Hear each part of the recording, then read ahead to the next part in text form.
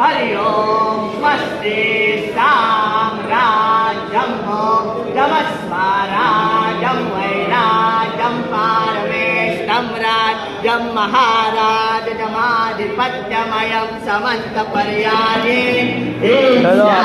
सार्वभौम सार्वभौम शान्तता परारात पृथिवी समुद्र पर्यन्ताय एकरालिति कलप्ले श्लोक गृहीतो मरुतः परमेष्ठानो मरुतस्य वसङ्ग्रहे आयुष्यतस्य कामप्रे विश्वे देवाः